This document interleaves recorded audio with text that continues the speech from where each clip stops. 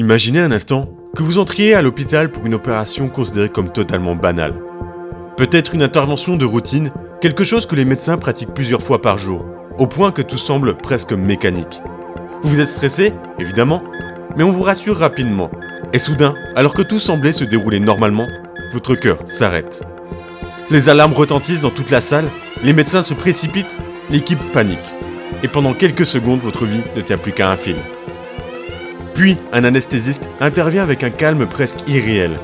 Il prend immédiatement le contrôle de la situation, donne les bons ordres, effectue les bons gestes, et finit par vous sauver la vie sous les yeux impressionnés de toute l'équipe médicale.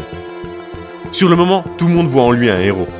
Mais maintenant, imaginez qu'en regardant de plus près, les enquêteurs découvrent quelque chose d'étrange.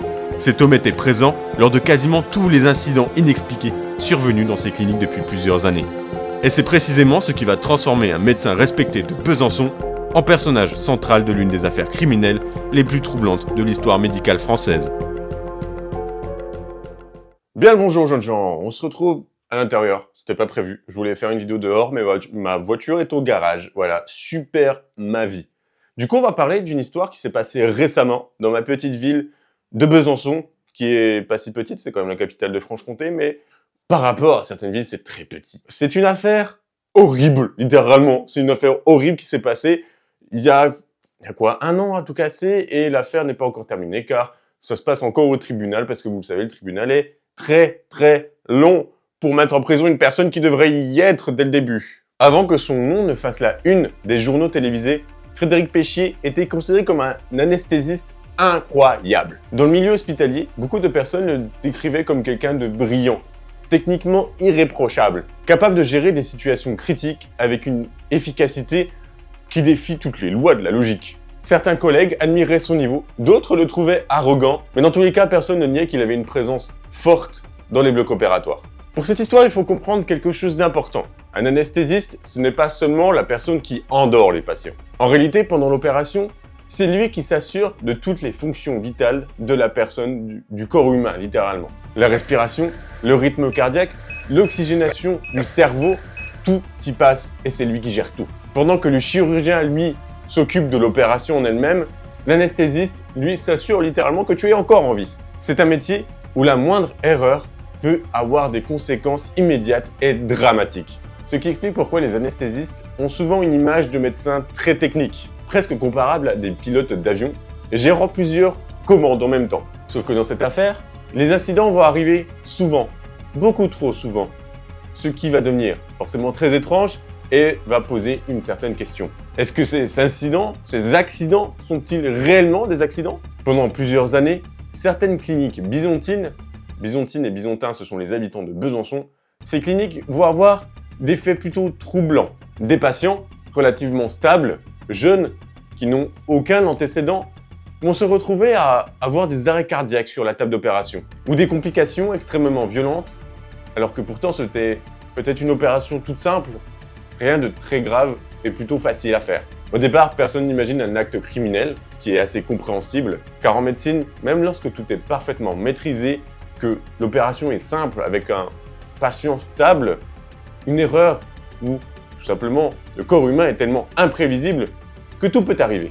Une opération n'est jamais sans risque et les médecins sont habitués à avoir des complications qui n'ont pas lieu d'être. Mais en 2017, un événement va profondément changer la situation de cette affaire. Une patiente opérée à la clinique Saint-Vincent va faire un arrêt cardiaque assez brutal lors d'une opération considérée comme quasiment sans risque. L'équipe médicale parvient à la réanimer, mais quelque chose intrigue les spécialistes. Les analyses biologiques montrent un taux anormalement élevé de potassium dans son organisme. C'est à ce moment-là que l'enquête commence réellement. Le potassium est un élément essentiel au bon fonctionnement du corps humain. Sans lui, vos muscles ne fonctionneraient clairement pas correctement. Vos neurones auraient du mal à transmettre les informations et surtout, votre cœur ne battrait pas correctement. Il sauterait une touche ou alors accélérerait ou ralentirait de manière totalement aléatoire. En réalité, toute l'activité électrique du corps humain repose sur un équilibre parfait de certains composants chimiques, dont le potassium.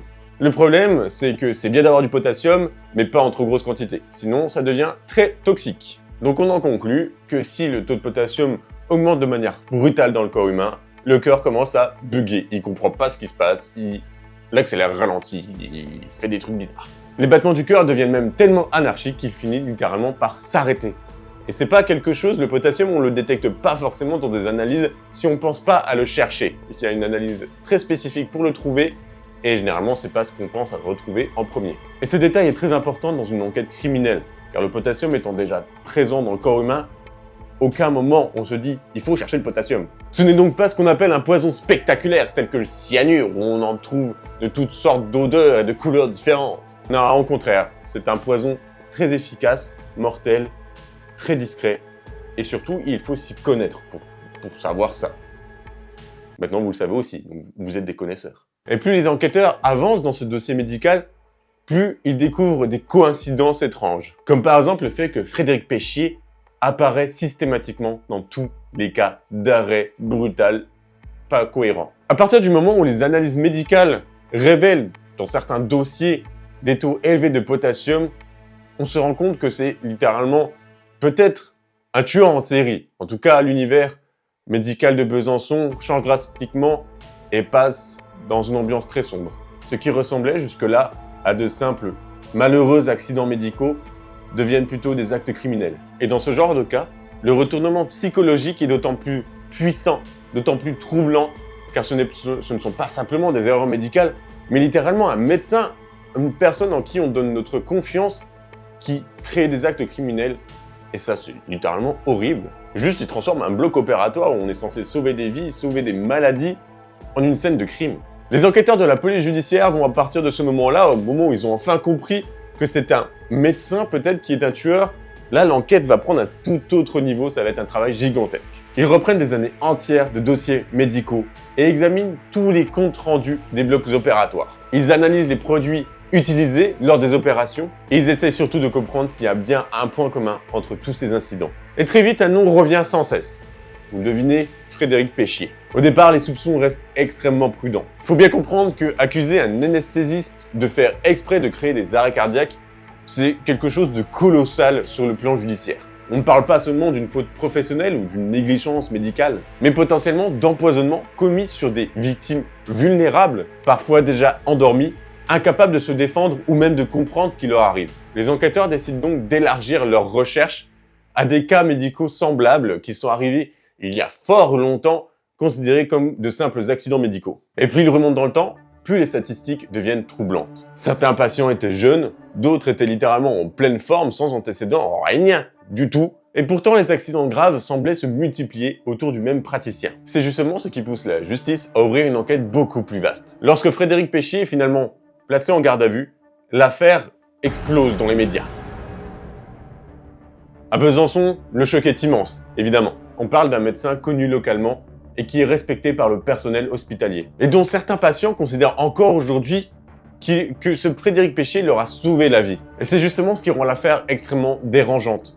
L'image d'un homme connu pour avoir sauvé plein de vies, plein d'arrêts cardiaques, confronté à celle d'un homme qui provoquait ces arrêts cardiaques. Pendant les interrogatoires, Frédéric Péchier nie totalement les accusations. Il affirme qu'il est victime d'une erreur judiciaire et qu'il n'y a absolument aucune preuve qu'il aurait empoisonné, qu'il aurait injecté quoi que ce soit de dangereux dans le corps de ses patients. Ses avocats vont d'ailleurs appuyer la défense sur cette idée. L'enquête repose uniquement sur des coïncidences et sur aucune preuve matérielle, ni même aucun aveu. Pas de vidéo, pas d'aveu, aucun témoin n'ayant vu ce geste criminel. Mais du côté des enquêteurs, quelque chose devient de moins en moins facile à ignorer. La fréquence statistiquement anormale des accidents autour de ce médecin. Et c'est là que l'affaire devient intéressante d'un point de vue criminologique. Parce qu'elle repose uniquement sur quelque chose qu'on appelle la logique d'accumulation. Pris séparément, chaque accident pourrait être pris comme une simple erreur médicale. Mais lorsque des dizaines, voire des centaines de cas commencent à présenter des similitudes autour d'un même praticien,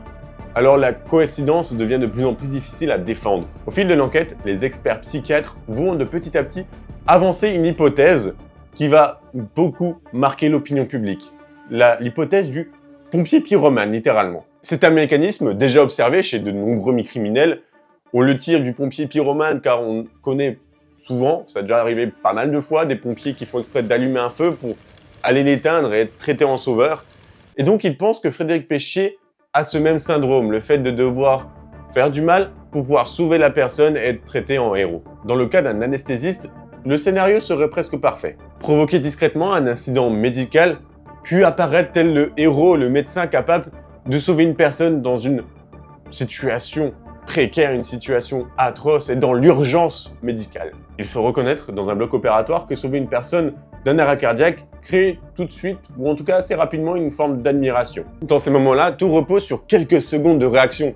Donc le plus rapide, le plus réactif a le plus de chances de sauver la victime et évidemment, lui, il était toujours très réactif, étonnamment. Selon l'accusation, Frédéric Péchier aurait très certainement voulu rechercher ce sentiment d'être impressionnant, de créer de l'admiration chez les gens, de se sentir tel un héros parmi ses collègues. Certains enquêteurs évoquent également des tensions internes au cours de sa carrière, donc ça l'aurait encouragé de créer un sentiment de puissance pour défier ses collègues. Évidemment, cette théorie est contrée par la défense qui affirme que les enquêteurs souhaitent créer un profil psychologique à Frédéric Péchier afin de combler le manque de preuves. Et c'est ce qui encore aujourd'hui divise les spectateurs de l'affaire, car beaucoup de personnes le considèrent encore tel un héros qui a sauvé des vies de mille et une façons grâce à ses compétences incroyables, et d'autres bien sûr affirment que c'est bel et bien un gros, je ne dirai pas le mot, mais à Besançon évidemment l'affaire a touché tous les habitants,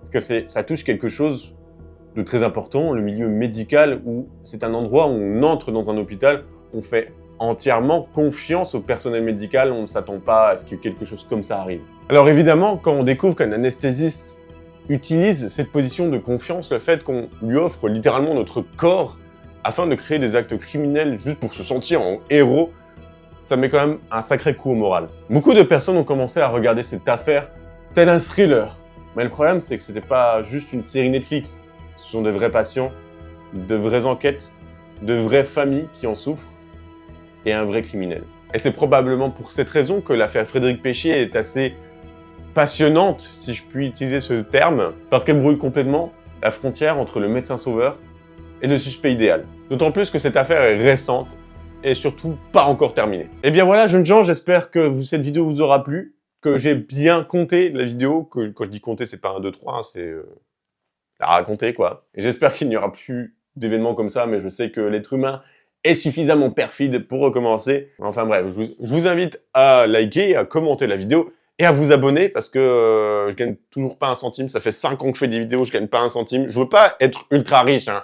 J'aimerais bien vivre de mes vidéos, ce serait cool. S'il vous plaît, allez, un petit like, un petit commentaire, un petit abonnement, ça fait plaisir. Et partagez aussi, partagez un max. Voilà, sur ce, je vous dis portez-vous bien et à la prochaine.